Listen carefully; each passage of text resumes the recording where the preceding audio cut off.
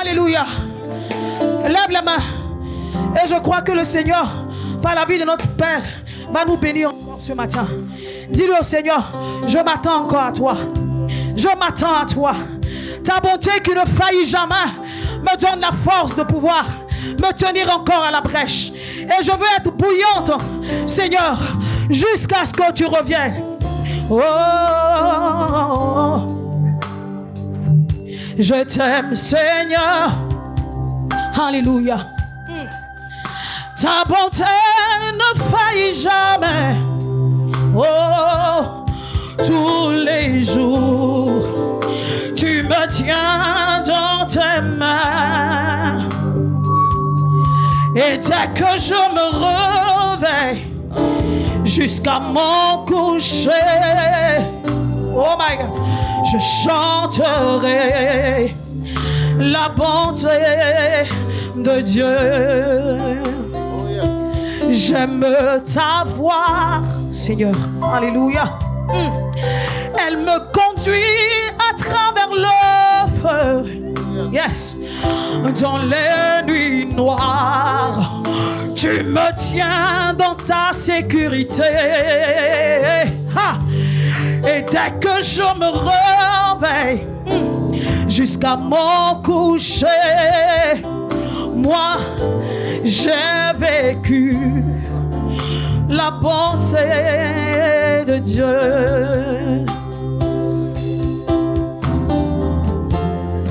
Toute ma vie tu as été bon, ta bonté ne faillit jamais. Toute ma vie tu as été fidèle. Ah, avec le souffle qui est en moi, je chanterai la bonté de Dieu. Oh my God, je veux le dire encore. Toute ma vie tu as été bon. Oh, toute ma vie tu as été fidèle. Avec le souffle qui est en moi, je chanterai la bonté de Dieu.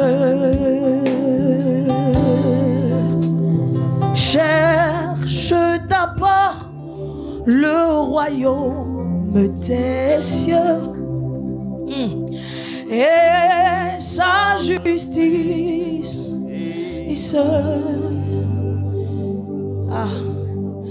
Et toutes choses vous seront données en plus.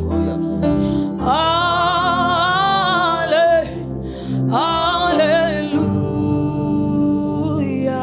Voici la parole du Seigneur. Cherche d'abord le royaume des cieux et sa justice.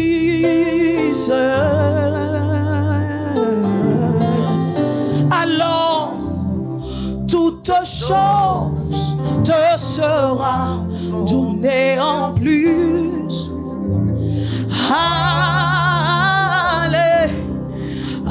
Alléluia.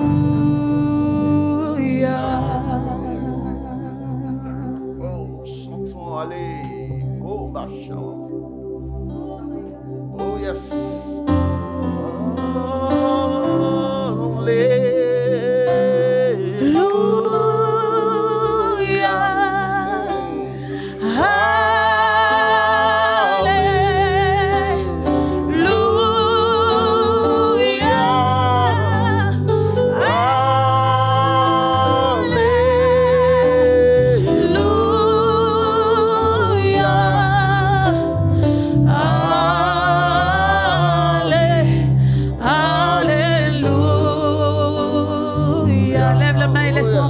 De Dieu. Alléluia.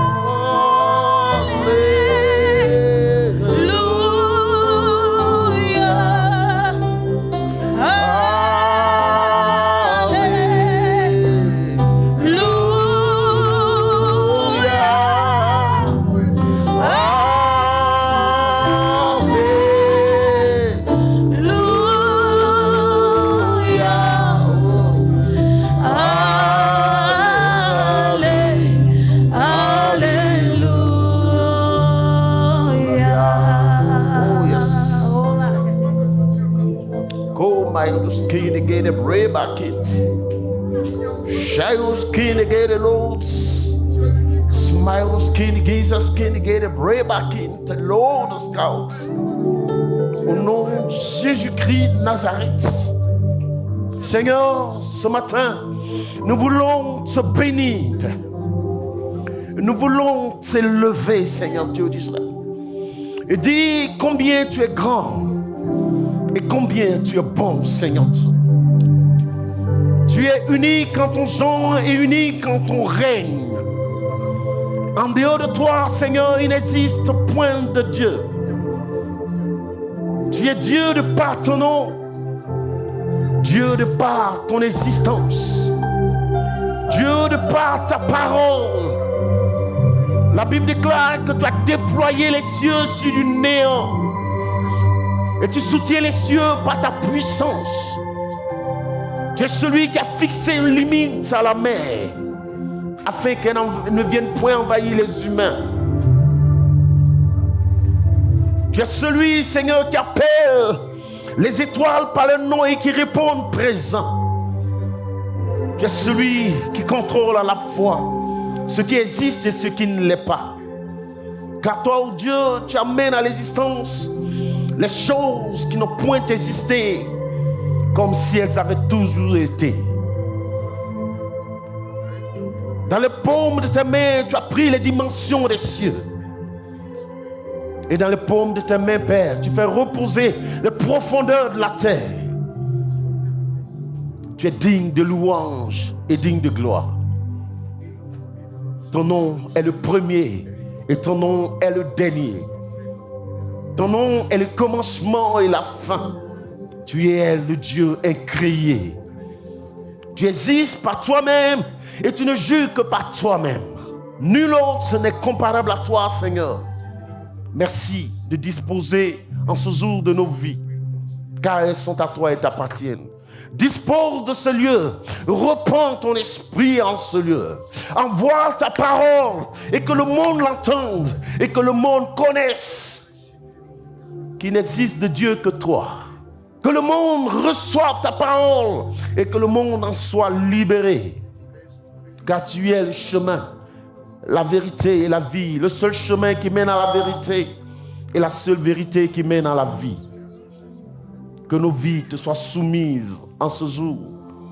Viens, Seigneur, régner en ce lieu et que toute la gloire te dise, que toute la gloire te soit donnée et que ton peuple te bénisse en ce matin et que le peuple dans son entièreté réponde Amen avec des acclamations.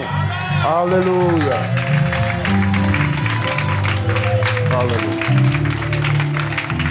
Merci, Seigneur, ce matin, de nous faire du bien par ta parole, de nous enseigner, de nous éclairer, de nous instruire et de réveiller en nous tout ce qui était mort, Père. Et que toutes choses reprennent vie, la foi, la crainte de ton nom, la vie de sanctification. Au nom de Jésus, la louange et l'adoration véritable. Au nom de Jésus-Christ. Merci, Seigneur. Bien-aimés, nous sommes à l'église L'Abreuvoir. Et comme son nom l'indique, ce n'est pas un nom banal. Beaucoup se posent la question, mais on n'a jamais entendu ce nom-là. Ça veut dire quoi, l'Abreuvoir? Vous savez, là où il y a des brebis, il y a toujours, Dieu envoie toujours un abreuvoir. Parce que pour abreuver son peuple, et c'est là qu'on met l'eau pour abreuver le peuple. Et si nous sommes les brebis du Seigneur, il doit exister un abreuvoir. Parce que si Dieu a dit l'abreuvoir et qu'il n'a pas dit ministère international de puissance destructrice, de quoi que ce soit, c'est parce que, vous savez, Dieu appelle toujours un homme à un moment précis pour répondre à un besoin précis. Si Dieu a dit l'abreuvoir, c'est certainement parce qu'il a vu la faim et la soif de son peuple. Il a décidé de répondre à ce besoin. Et c'est pourquoi il a dit tout simplement l'abreuvoir. C'est une église qui repose sur la vérité, sur l'évangile vrai, pur. Parce qu'ici, à l'abreuvoir, nous avons pour lourde responsabilité de conduire le peuple du Seigneur au salut. Ils ne sont pas venus en balade dans ce lieu. Nous craignons Dieu, nous croyons en ce Dieu-là qui est seul capable de donner la vie, de donner le salut. Et nous approchons la fin de toutes choses. Plus nous avançons, plus le cœur des hommes s'endurcit et la méchanceté s'accroît. Et c'est pourquoi il est important d'enseigner le peuple de Dieu en lui enseignant la vérité. Parce que c'est elle seule qui a franchi. Alléluia. Et donc, au début de l'année, nous avons reçu de la part du Seigneur un thème général. Et ce thème, c'était « Mes yeux le verront et non pas seuls ceux d'un autre », selon Job 19, verset 27. Nous étions donc dans ce thème-là qui consistait à rapprocher le peuple de Dieu de son Créateur, de son Seigneur. Nous étions donc en train de montrer le bien fondé de voir le Christ. L'histoire et l'expérience ont démontré que jamais l'on ne l'a vu et resté la même personne. Tous ceux qui ont vu le Christ ont vu leur vie bouleversée. Toute génération qui a vu le Christ a été bouleversée. Jamais aucune femme ne l'a vu. Aucune femme stérile n'a vu le Christ et est restée stérile. Aucun boiteux ne l'a rencontré et est resté boiteux. Aucun aveugle jamais ne l'a vu et est resté aveugle. Tous ceux qui l'ont vu, ils ont reçu le bouleversement, le changement. Quand on le voit, sa vie change. Quand on le voit, sa vie entière est bouleversée. Alléluia. Et donc, nous étions dans cette dynamique-là lorsque le Seigneur nous a interpellés pour dire il y a urgence. Il y a urgence dans ma maison. Et nous sommes comme des soldats. Et la vie d'un soldat ne dépend pas de lui. Le soldat ne s'impose pas un programme à lui-même, mais sa vie dépend de celui qui l'a enrôlé. Et nous, en tant que soldats de Dieu, notre vie dépend des priorités du Seigneur. Nous étions donc dans cette dynamique lorsque le Seigneur nous a interpellés pour dire attention mon serviteur, il y a urgence. Il y a urgence dans ma maison parce qu'aujourd'hui, il y a une certaine prédication qui parcourt les rues.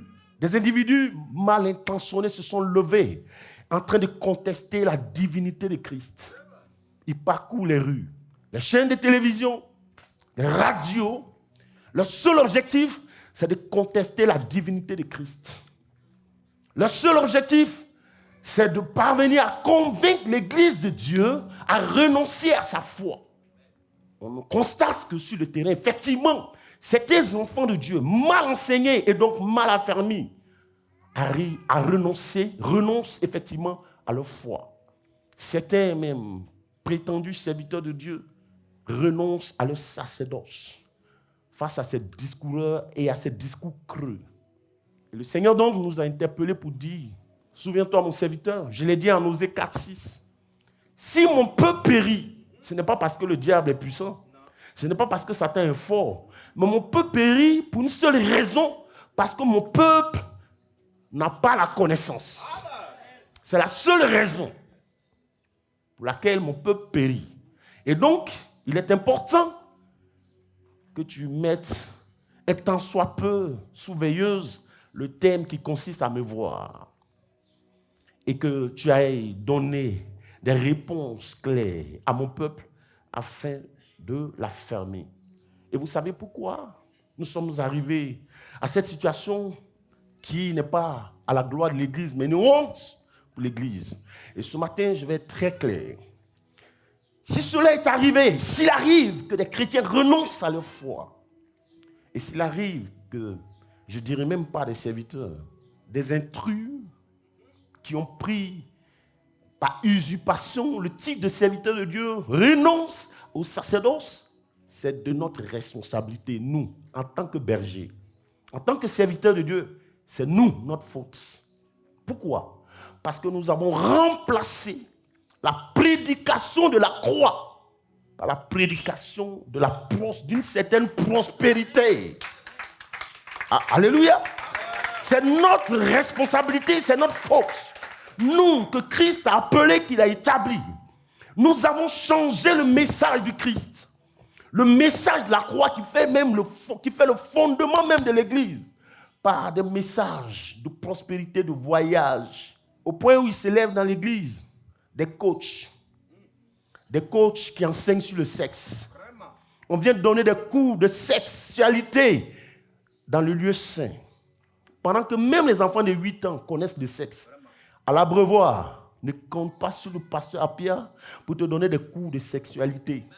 Je ne m'a pas appelé à cela. Le message du Christ a été remplacé.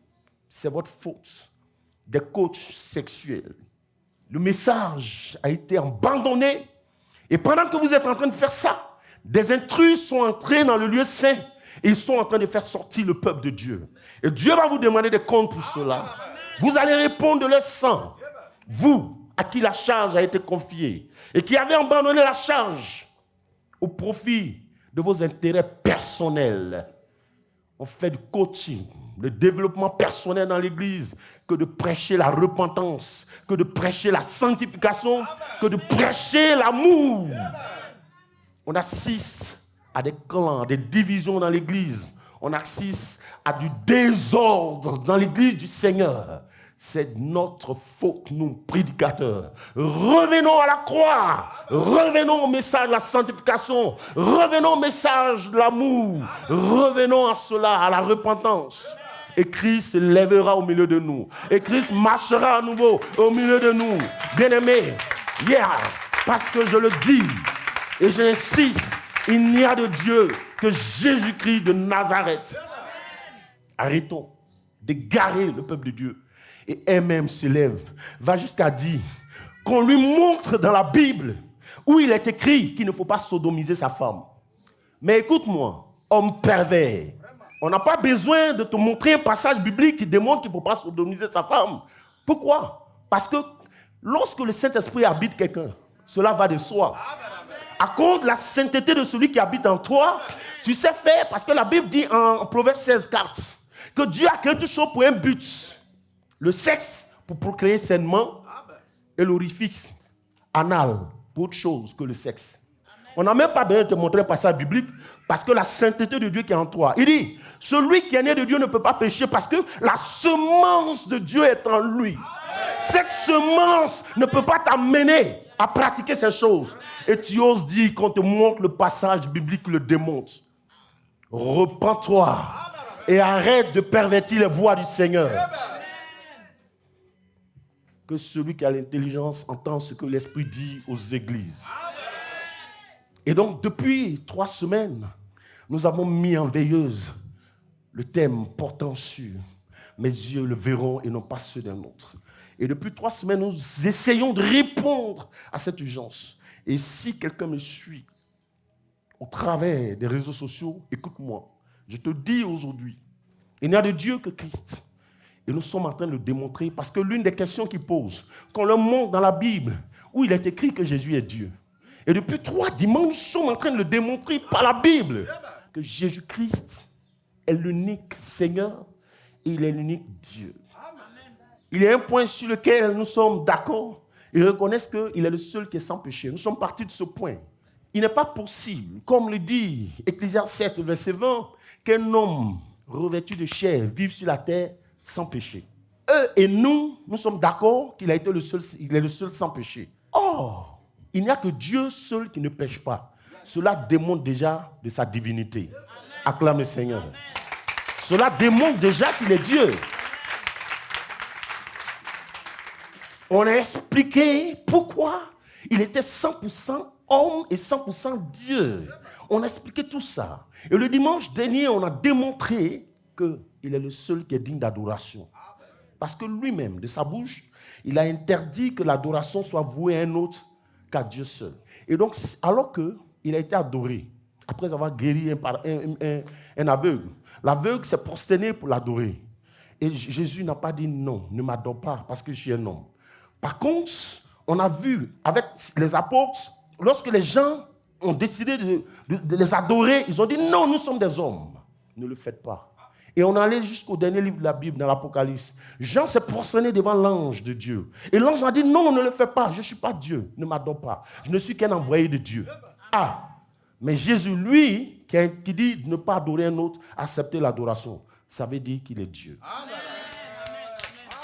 Ça veut dire qu'il est Dieu. Ils ne peuvent pas comprendre. Pourquoi ils ne peuvent pas comprendre? Parce qu'ils analysent avec la chair, avec l'intelligence humaine. Ils lisent, ils ont la lettre, mais ils n'ont pas l'esprit. Or, les choses spirituelles, c'est spirituellement qu'on en juge. Et comme ils n'ont pas l'esprit de Dieu pour juger spirituellement, donc ils sont fermés, ils sont bornés, et ils ne peuvent pas donc comprendre. Et c'est pourquoi Dieu dit, ne débattez pas avec eux, parce que c'est peine perdue. Pourquoi? Parce qu'ils n'ont pas l'esprit du Seigneur pour comprendre les choses. L'homme, à l'origine, je l'ai démontré dans le livre de Genèse, que l'homme, à l'origine, est créé pour adorer. Et c'est pourquoi tous les hommes sont en quête du divin, pour l'adorer, pour lui rendre gloire. Et on est parti de la Genèse. Tout ça, on l'a démontré. On a expliqué d'où vient l'adoration. Nous allons continuer dans ce thème. Les gens sont choqués.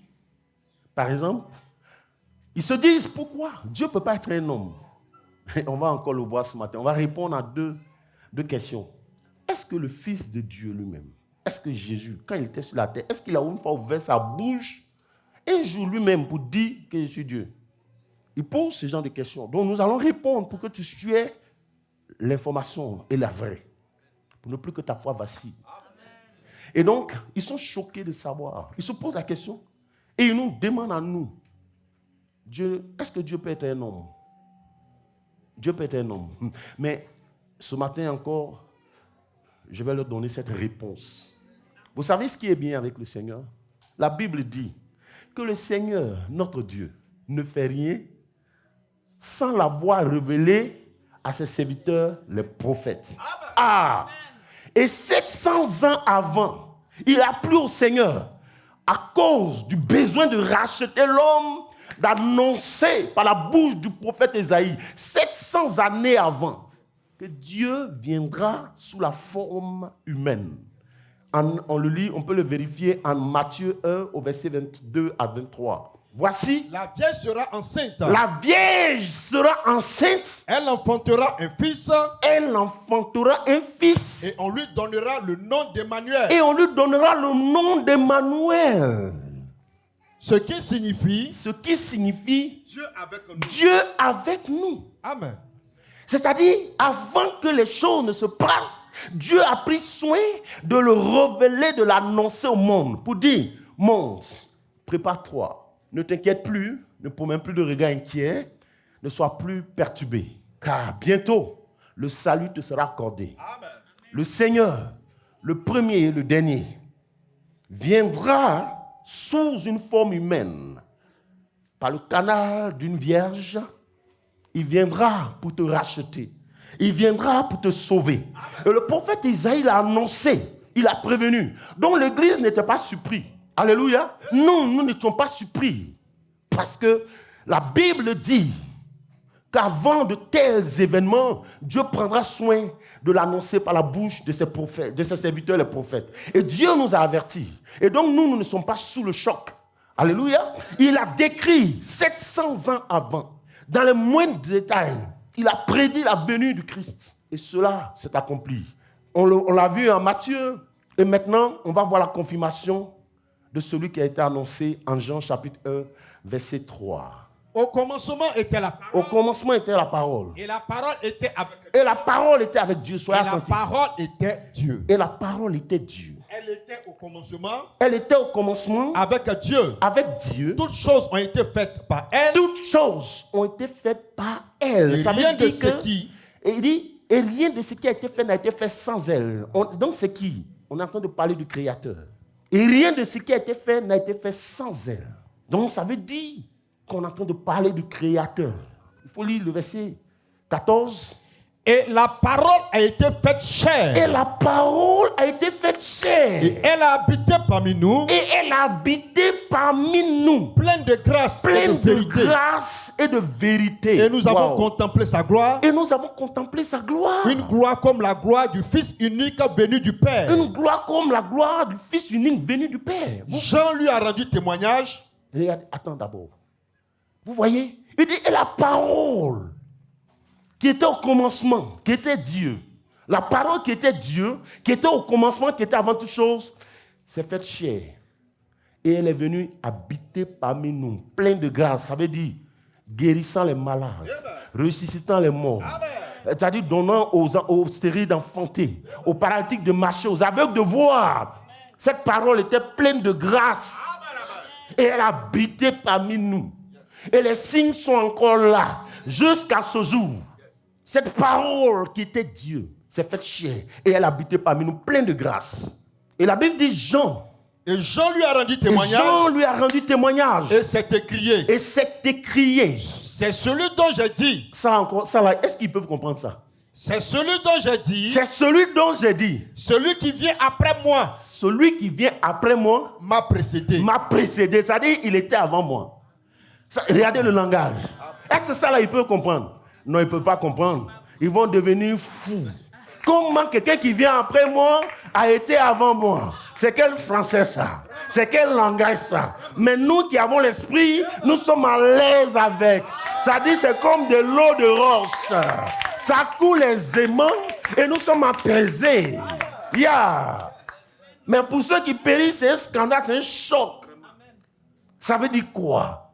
C'est celui dont j'ai dit, celui qui vient après moi m'a précédé. Car il était avant moi. Ah, ça c'est un français. Hein? Allez, ce langage-là, non, tout le monde ne peut pas comprendre ça. Se vantant des sages, ils sont devenus fous. Et c'est pourquoi, lorsqu'il envoyait Abraham et Moïse en Israël et en Égypte pour aller délivrer son peuple, il dit, Moïse dit, mais ils vont me demander certainement qui t'envoie, quel est son nom. Il dit, dis-leur simplement que je suis, m'a envoyé. Ah, je suis, m'a envoyé. C'est-à-dire le Dieu qui est, m'a envoyé. C'est magnifique ça. Ton Seigneur est le véritable Dieu. La parole faite chair, c'est Christ. C'est lui. C'est pourquoi quand Thomas l'a vu, après sa résurrection, Thomas criait, Seigneur, en Jean 20, verset 28. Thomas lui répondit, mon Seigneur et mon Dieu. Et mon Dieu. Jésus lui dit, parce que tu as vu, tu as cru. Parce que tu as vu, tu as cru. Heureux ceux qui n'ont pas vu. Heureux ceux qui n'ont pas vu. Et qui ont cru. Et qui ont cru. Amen. Alléluia. Amen. Leur récompense sera grande. Amen. Et il a appelé Jésus mon Seigneur et mon Dieu. Et Jésus n'a pas contesté. Il n'a pas dit pourquoi tu m'appelles Seigneur et mon Dieu. Il a accepté le titre parce que c'est ce qu'il est. Il y a quelque chose qui les traumatise, qui voudrait bien comprendre. Regardez par exemple, ils disent ici, en Marc 10, hein, c'est ça non? Marc 10, ils disent, ça fait pitié, que quelqu'un s'est approché de Jésus, il a dit, bon maître. Et c'est eux qui font le commentaire, que Jésus dit, pourquoi m'appelles-tu bon maître? Il n'y a de bon que Dieu seul. Ah, il dit, ça c'est votre Jésus là-même qui a dit. Ça veut dire qu'il est en train de dire que lui n'est pas bon. Seigneur, ta miséricorde sur leur vie. Ils disent, comment, s'il est Dieu, lui-même il dit qu'il n'est pas bon. Comment il peut dire ça? Et vous l'adorez. Pourquoi donc? Lui-même, il a dit de sa bouche qu'il n'est pas bon. Mais il ne peut pas comprendre ça. Dans ce point, le Seigneur est en train de ressortir deux éléments. Jésus faisait d'abord référence à l'humilité et à mener les uns et les autres en toute chose à rendre la gloire à Dieu. C'était un enseignement qu'il envoyait. Il était en train de dire par là que, écoute-moi, l'homme que tu vois, le cœur de l'homme, n'est pas suffisamment bon pour faire du bien à son prochain. Parce qu'on voit la preuve avec nos présidents africains. Ils prennent tout l'argent. Mais ils sont toujours prêts encore, tant qu'ils ont le souffle, à se maintenir et à tuer. Ça, c'est la spécialité des présidents africains. Bon, imagine les tonnes d'argent qu'ils ont. Jusqu'à ce qu'ils vont meurer un jour, ils vont laisser. La première personne qui va aller constater sa mort là, il va le trouver au milieu des billets de banque. Lui-même, il va se servir d'abord avant d'aller annoncer que le gars, il est tombé, il est mort. Mais oui. Bon, pourquoi les gens continuent de faire ça? Ça veut dire que le cœur de l'homme n'est pas bon pour faire du bien à son prochain. Si un homme te fait du bien, dis-lui merci. Mais tu dois reconnaître que c'est Dieu qui a parlé à son cœur. C'est ce message simplement que Jésus est en train d'envoyer. Que si un homme te fait du bien, au lieu de vénérer la personne, Dis-lui merci et rends toute la gloire à Dieu. C'est pourquoi il dit, ne mets pas ta confiance en l'homme, car il n'y a de bon que Dieu seul. Parce qu'il a beau être ton parent, il a beau être ton mari, il a beau être ton frère, même père, même mère. Tant que Dieu n'a pas convaincu son cœur de t'aider, il ne pourra jamais t'aider. Qu'en toute chose, rendez gloire à Dieu. Voici tout simplement le message. Et les gens disent, Jésus dit qu'il n'est pas bon. Donc il ne faut pas l'adorer. Vous voyez des choses aussi simples, mais les gens ne sont pas capables de comprendre ça. Mais ils ne peuvent pas comprendre. Ils ont les yeux fermés, le cœur endurci. L'intelligence obscurcie. Ils disent, il y a une dame qui était en détresse, dont la fille était mourante. Elle s'est approchée de Jésus pour demander du secours. Le Seigneur a dit, cela, que la nourriture sainte, là, on ne donne pas ça aux petits chiens. Que voici quelqu'un qui est Dieu et des petits chiens. C'est-à-dire qu'on a les réponses pour eux, mais on ne va pas aller s'asseoir à la même table avec eux. On ne va pas le faire. Ça vous fait mal, mais je ne me verrai jamais débat avec vous. J'ai les réponses, j'ai les explications à tous ces tests-là. La révélation qui est dans ça. Là. Aïe, si tu connais ça, là. Il dit, heureux celui pour qui je ne suis pas sujet d'achoppement. Heureux celui pour qui je ne suis pas sujet de scandale. La Bible dit que la croix est un scandale pour les Juifs et pour les Romains. C'est-à-dire, c'est pas possible, quoi. Ils ne peuvent pas comprendre ça. Et je vous ai expliqué depuis la Pâque pourquoi c'est comme ça. Quand on a enseigné sur la Pâque ici, il y a un élément important dans la Pâque que j'ai expliqué. La Bible dit que le Seigneur a conseillé de manger l'agneau avec des herbes amères. Un agneau bien rôti qui sent si bon. On doit le manger avec appétit, tu dis de le manger avec des herbes amères. C'est un contraste. Ce même contraste là, juste le Seigneur leur demandait de manger avec des herbes amères pour qu'ils aient le souvenir des années d'esclavage, de toutes leurs souffrances, pour qu'ils n'oublient pas cela. Ce même contraste là, il existe jusqu'aujourd'hui. Le même contraste se trouve dans l'œuvre de la croix. Parce qu'ils disent, comment quelqu'un qui est mort sur un bois peut-il sauver les autres? Mais les chrétiens, ils sont devenus fous. Un homme qu'on a taché n'a même pas pu se défendre. Et puis, c'est celui-là que vous adorez, vous vénérez. Mais c'est ça, c'est pourquoi Paul dit, c'est un scandale pour ceux qui périssent, mais pour nous qui sommes sauvés. Ah, c'est une puissance. C'est une puissance pour nous qui sommes sauvés. Ce qu'ils voient en bois, là. Ce qu'ils voient en bois, là. S'ils savaient la révélation qui était dedans, toute la puissance qui était dedans, c'est pourquoi nous, chez nous les chrétiens, les aveugles recouvrent la vue. Ils ne s'alignent pas devant les églises pour mendier. Ils se lèvent, ils recouvrent la vue. Les boiteux marchent, les stériles enfantent. Alléluia. Les muets parlent et ils adorent le Christ. C'est ça qui fait toute la différence. Parce qu'il nous a dit, en mon nom, vous imposerez les mains aux malades et les malades seront guéris. Il n'a pas dit au nom d'un autre, mais il dit en mon nom. Celui qui recommande en son nom, ça veut dire que c'est lui qui a tout le pouvoir.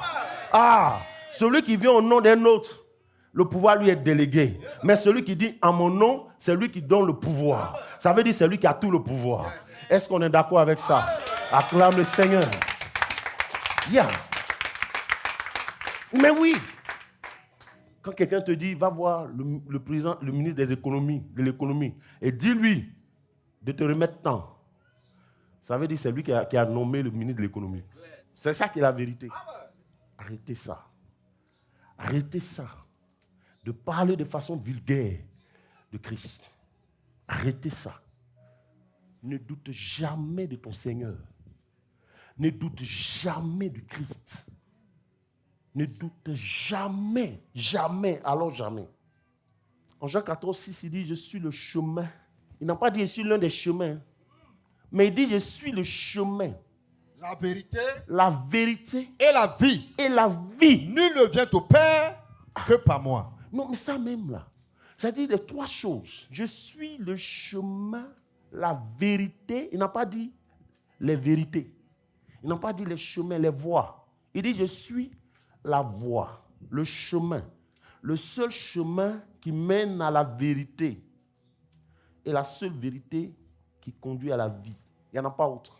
Si quelqu'un ne marche pas dans ce chemin, et c'est pourquoi il dit, large et spacieux est le chemin qui mène à la perdition, et il y en a plusieurs, en grand nombre, qui vont par ce chemin.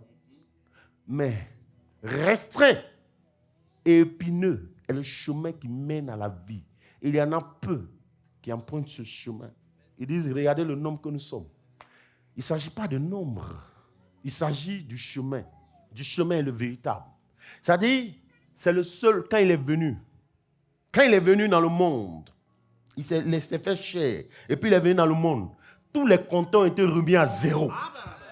Tous les calendriers ont été remis à zéro. Et c'est-à-dire, il a démontré qu'il est le centre de toute la création. C'est-à-dire, 500 ans avant Jésus-Christ. 500 ans après Jésus-Christ. C'est-à-dire, sa venue a bouleversé toute la création, bouleversé toute la terre. La terre a commencé à compter à partir de lui. Ah, que tu le veuilles ou pas, nous sommes tous d'accord. Que tu sois bouddhiste, que tu sois musulman, qui que tu sois, nous tous, nous comptons à partir de lui. On compte jusqu'à on s'arrête à lui, et après lui, on continue de compter. Qui l'a imposé? Personne. Alléluia. La création l'a imposé. Parce que la création reconnaît en lui le Dieu Tout-Puissant. Que tu le veuilles ou pas. La Bible dit que la loi qui a couru, la loi de la malédiction, la loi de la mort, qui empêchait ta famille de se marier. Par exemple, dans certaines familles, des gens, quand ils se marient, ils doivent mourir. Ou bien ils se marient, ils ne peuvent pas enfanter. C'est-à-dire, il y a forcément la mort. Donc les gens ne peuvent pas prendre le risque. Moi, j'ai connu quelqu'un, il a travaillé toute sa vie, mais il lui a été interdit de prendre l'argent de sa retraite. C'est-à-dire, il touchait à l'argent de sa retraite et mourait. Il n'a pas pris jusqu'à sa mort. La Bible dit que Jésus est la fin de la loi. C'est-à-dire la loi de la malédiction de la mort qui a frappé jusqu'à ce qu'il vienne. Quand il est arrivé, la mort s'est arrêtée. La loi de la mort s'est arrêtée. La loi de la malédiction s'est arrêtée. C'est-à-dire la loi de l'échec s'est arrêtée à lui. C'est-à-dire quand tu le rencontres, la loi qui te poursuivait, qui te condamnait, quand tu le trouves, cette loi s'arrête. Elle devient caduque, elle devient nulle. Elle n'a plus d'effet sur ta vie. Il est la fin de la loi. Jeune, écoutez-moi bien. Il n'y a plus une affaire en Christ. Non, chez nous. Chez nous, on n'enfante pas, chez nous, on ne se marie pas. On s'en fout de chez vous. Nous, on est en Jésus. On est chez Jésus. Et chez Jésus, la Bible dit que tu es devenu une nouvelle créature. Une personne nouvelle, avec un dossier nouveau, avec un nouvel extrait de naissance. Yeah. C'est lui, mon Dieu, qui a fait ça. C'est lui qui a fait ça. C'est le seul calmeur de tous ces magiciens qui font la magie. C'est lui le seul. C'est la limite de la sorcellerie. Ah, il dit, voici, je vous ai donné le pouvoir. Ah! Oh, en français, quand on dit voici, ça veut dire la chose est là. Voici la bouteille d'eau. Est-ce que tu ne vois pas ça? Ah, s'il n'est pas garçon, s'il n'est pas Dieu, il ne peut pas dire voici. Il dit voici. Ça veut dire que tu as ça. Il dit voici, je vous ai donné le pouvoir de marcher sur les serpents et les scorpions et de dominer sur toute la puissance de Satan. Et rien ne pourra vous nuire. Qui dit mieux? Il n'y a que lui seul qui puisse dire ça. Ça veut dire, mon fils, tu débordes de pouvoir et d'autorité là où tu es assis là. Ah! Tu débordes de pouvoir. Il dit voici. Ça veut dire que tu as déjà reçu ça, monsieur Kwasi. Ça est en toi. Manifeste-le, exprime-le. Mon Dieu n'est pas un menteur. Ce n'est pas un farceur. Il n'a jamais plaidé pour son péché. Il ne s'est jamais repenti.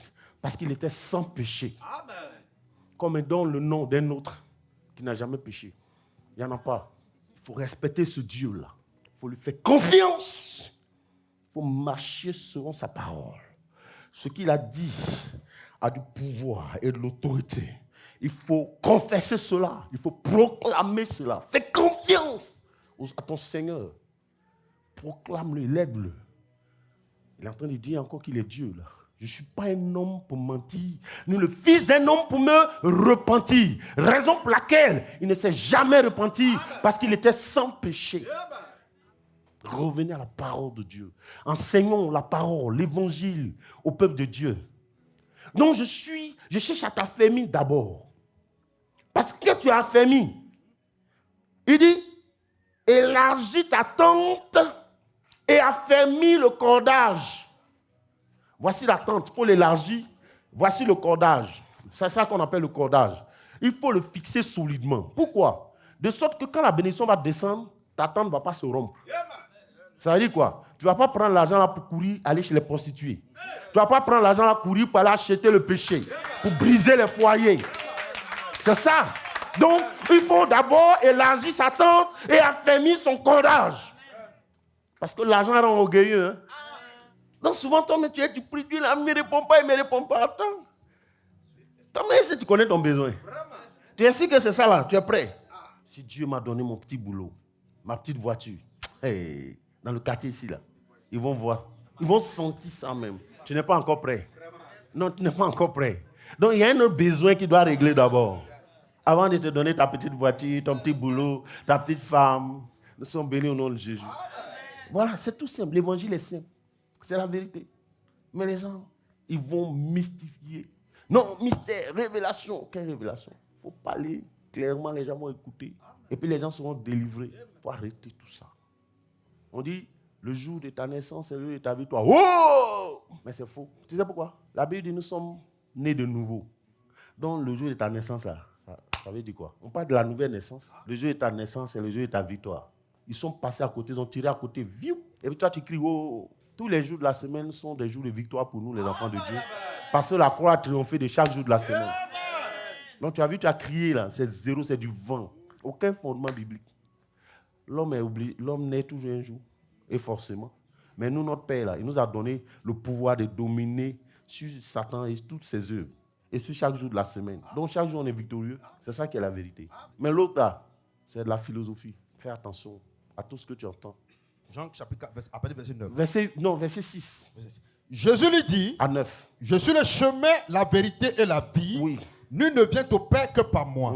Si vous me connaissiez, Verset 6. Oui, c'est ça. vous me connaîtriez. Jésus dit, si vous me connaissez, vous connaîtrez aussi mon Père. Aussi mon Père. Oui. Et dès maintenant, vous le connaissez. C'est une réponse. Et vous l'avez vu. C'est une réponse. Hein. Est-ce que Jésus lui-même a dit de sa bouche qu'il est Dieu? C'est ça, on va voir. Est-ce que pendant qu'il était sur la terre, lui-même, parce que vous êtes en train de parler, vous parlez là, est-ce que le Seigneur lui-même, un jour, il a ouvert sa bouche pour vous dire qu'il est Dieu? C'est ça, on va voir là. Hein. Philippe lui dit, Seigneur, montre-nous le Père. Montre-nous le Père. Et cela nous suffit. Jésus lui dit, il y a si longtemps que je suis avec vous. Ah, Philippe, ces questions comme ça tu me poses. Il y a si longtemps que je suis avec vous. Et tu ne m'as pas connu. Et tu n'as pas connu. Philippe. Et tu ne m'as pas connu, Philippe. Celui qui m'a vu a vu le Père. Alléluia. Comment dis-tu, montre-nous le Père? Mais ça sera fini, c'est fini là. Amen. Allez leur dire que le match est terminé. Jésus lui-même a ouvert sa bouche pour dire, ne cherche plus le Père. Parce que celui qui m'a vu a vu le Père. Tel qu'il est, tel je suis. Donc, c'est fini. Lui-même, il a dit. C'est lui l'habite. Il a sifflé la fin. Il dit, tu cherches qui? Tu cherches quel Père encore? Le Père que tu cherches là, le voici qui est devant toi. C'est moi.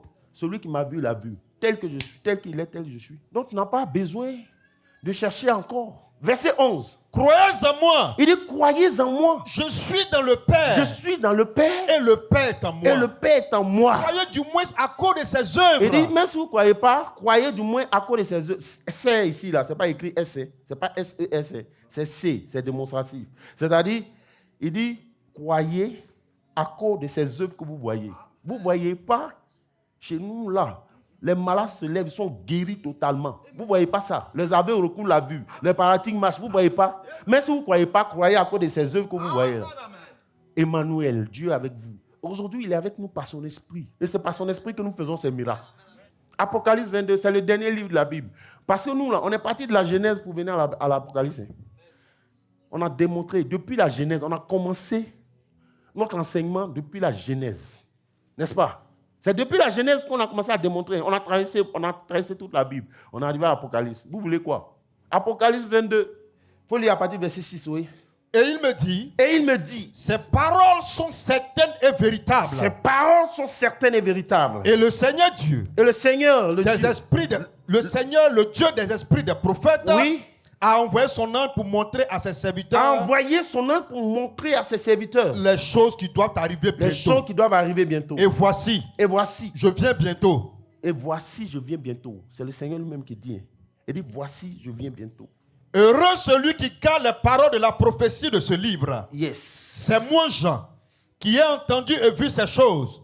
Et quand juste entendu et vu, voici, j'ai tombé au pied. Lis le verset 12. Voici, je viens bientôt, et dit le Seigneur. Et ma rétribution est avec moi. Pour rendre à chacun selon ses œuvres. Je suis l'alpha et l'oméga. Je suis l'alpha. Et regardez, nous tous on sait que Dieu s'appelle l'alpha et l'oméga, non? C'est Dieu qui s'appelle l'alpha et l'oméga. Le commencement et la fin, non? Jésus maintenant dit, moi Jésus. Il dit, je suis l'alpha et l'oméga. Le premier et le dernier. Le commencement et la fin. Jésus même dit ça. Ils veulent quelle réponse encore? Jésus dit, je suis l'alpha. Oh, qui revient bientôt? C'est Jésus, non? C'est lui qui revient. Et eux-mêmes, ils disent dans les livres qu'il va revenir. Donc, celui qui dit qu'il revient là, il dit, je m'appelle l'alpha et l'oméga. Or, ce nom est attribué à Dieu. Il dit, je suis le commencement et la fin. Ce nom est attribué à Dieu. Je suis le premier et le dernier. Ce nom est attribué à Dieu. Donc, c'est lui Dieu. Donc, c'est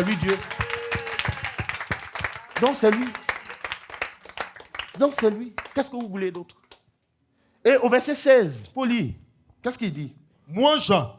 Moi, Jésus, c'est pas Jean. Hein? Moi, Jésus. Ah bon. J'ai envoyé mon ange pour attester ces choses. Comment tu as remplacé le nom du... Dans les églises. Moi, Jésus, j'ai envoyé mon ange pour attester ces choses dans les églises.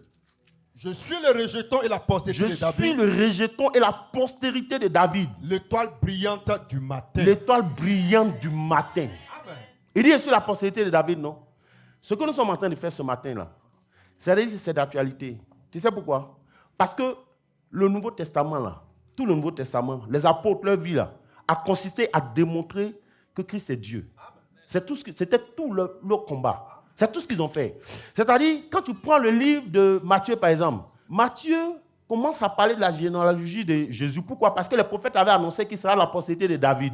Donc, il a démontré qu'effectivement, il est de la postérité de David. Jean aussi commence, il dit, au commencement était la parole. Tout ça, c'est fait exprès. C'est-à-dire, il le dit pour dire que c'est lui Dieu. C'est tout ce qu'ils ont fait, toute leur vie. Leur combat a consisté à démontrer la divinité de Christ. À prouver la divinité de Christ par des miracles, par des prodiges, par des guérisons, par des délivrances. C'est pourquoi Paul dit, si un ange m'apparaît pour me parler d'un autre que Christ, je lui dirai, arrière de moi, que tu sois maudit à jamais. C'est-à-dire, il avait la certitude de son Seigneur, la conviction ferme de la divinité de Christ. Donc, comme il y a des gens qui nous suivent, je vais prier avec vous. Tu répètes après moi, tu te tiens debout. Et sache qu'après cette prière, c'est fini. Seigneur Jésus, je te remercie ce matin pour le message que je viens d'entendre. J'ai écouté ton serviteur et j'ai décidé de te donner ma vie. Accepte-moi. Pardonne mes péchés. La Bible déclare que tu es l'agneau de Dieu qui ôte le péché du monde. Ôte mon péché, mes iniquités et accepte-moi dans ton royaume. Que ton sang me lave et me donne une libre entrée dans ta présence et dans ton saint sanctuaire. Seigneur, aujourd'hui, je t'accepte comme mon Seigneur et mon sauveur personnel au nom de Jésus. Merci Seigneur. Amen. Est-ce que tu as été béni ce matin? Tu penses que tu as eu les réponses? Alléluia.